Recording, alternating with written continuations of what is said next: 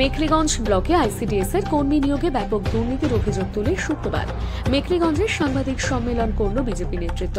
তাদের অভিযোগ, আইসিডিএস এর কর্মী নিয়োগের তালিকা প্রকাশিত হবার পর দেখা যায় সেখানে শাসক দলের আত্মীয় পরিজনদের এমন অনেকেই সুযোগ পেয়েছেন যারা সুযোগ পাওয়ার কথা নয়। তালিকায় মেধার কোনো গুরুত্ব দেওয়া হয়নি। এ নিয়ে তারা গণ আন্দোলনে নামবেন। তালিকায় অস্বচ্ছতার অভিযোগ এনে এদিন বিজেপির দ্বারস্থ হন অনেক চাকরি প্রার্থী।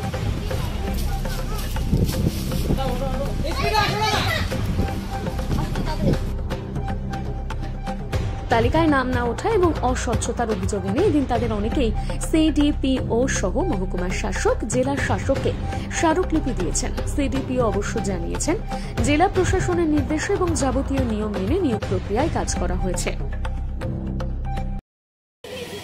দিদি, আজকে আপনারা সিডিপি অফিসে বসে কিসের নিয়ে আপনারা ওই যে ডেপুটেশন দিচ্ছেন, কিছু বলবেন আমাদের একটু? আমরা ডেপুটেশন দিচ্ছি যে আমাদের এরিয়া থেকে একজন ক্যান্ডিডেটকেও রিক্রুটমেন্ট করা হয়নি, তো এই জন্য আমরা এখানে এসেছি।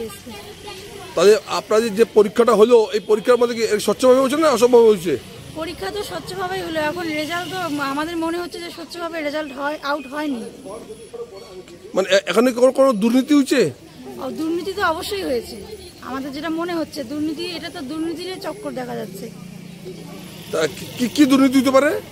যে যাদের হয়েছে মানে একদম লিগাল ভাবে হয়নি, আর ধরে না যারা আমরা টাকা পয়সা দিতে পারিনি, ওর জন্য আমাদের রিটেনও ভালো হয়েছে, ভাইভাও ভালো হয়েছে, তা সত্ত্বেও আমাদের কোনো নাম নেই এখানে। আপনাদের কাছে কোনো নেতারা কি টাকা পয়সা ডিমান্ড করছিল? আমরা তো কোনো নেতার কাছে যাইও নি, আর আমাদের কাছে কেউ ডিমান্ডও করেনি। আমরা গেলে নিশ্চয়ই আমাদের কাছে ডিমান্ড করতো।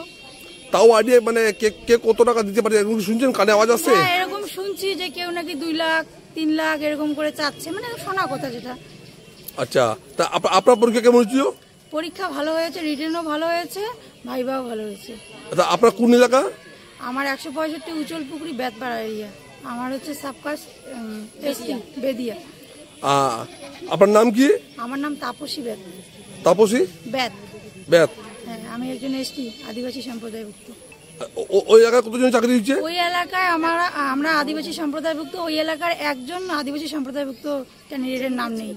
যে 9টা ভ্যাকেন্সি ছিল, আমরা ক্যান্ডিডেট ছিলাম এসটি ভ্যাকেন্সি 25 জন ছিলাম। 25 জনের মধ্যে 9 জন নেওয়া হয়েছে, তার মধ্যে আমাদের এদিকে একটাও দেওয়া হয়নি। সব কুচলিবাড়ি ধাপড়ার এদিকেই দেওয়া হয়েছে। আপনাদের একটাও হয়নি। ধন্যবাদ দিদি আপনাকে। ম্যাডাম, এই যে আইসিডিএস এর যে রেজাল্ট আউট হলো, আপনি যখন পরীক্ষা দিয়েছিলেন, এই রেজাল্টের সম্বন্ধে আপনি কিভাবে দেখতেছেন?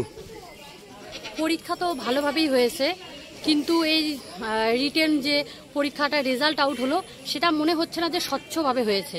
যদি স্বচ্ছভাবে হতো তাহলে আমরা তো পরীক্ষা ভালো দিয়েছি, আমরা জানি যে আমাদের রেজাল্ট কেমন হবে। এরপরে আমাদের রেজাল্ট খারাপ এলো, তো আমরা এখান থেকে বুঝতে পারলাম যে স্বচ্ছভাবে হয়নি। তাই আমাদের একটাই বক্তব্য যে এখানে নাম্বার দেখানো হবে, নাম্বার ছাড়া নাম্বারটাকে ওরা লুকিয়ে পাস এটা ওরা উল্লেখ করেছে, কিন্তু আমরা চাচ্ছি যে নাম্বারটাকে উল্লেখ করা হবে এখানে। তাহলে আমরা কাট অফ মার্কসটা দেখে বুঝতে পারবো যে হ্যাঁ আমরা এখানে মানে পাশ করেছি কি না বা ফেল করেছি। যদি পাশ করেছি তাহলে অবশ্যই আমরা এটা নিয়ে লড়বো, যদি ফেল করেছি দেখি কাট অফ মার্কস অনুযায়ী, তাহলে আমরা আর এটা নিয়ে লড়বো না, আমরা সরে যাব। আপনারা এই বিষয়টা নিয়ে সিডিপিও কে, এসডিও সাহেবকে, ডিএম সাহেবকে কোনো লিখিত কমপ্লেন দিবেন? হ্যাঁ, অবশ্যই আমরা একটা আবেদন লিখেছি, আমরা এক্ষুনি গিয়ে ওনাদেরকে জমা করব। তা আপনার মনে কি হয়, এই পরীক্ষার মধ্যে কোনো কারচুপি হয়েছে নাকি? বুঝলাম না। এই পরীক্ষা যে হচ্ছে এর কোনো কারচুপি হয়েছে? না, সেরকম মনে হচ্ছে না, পরীক্ষা ভালোভাবেই হয়েছিল।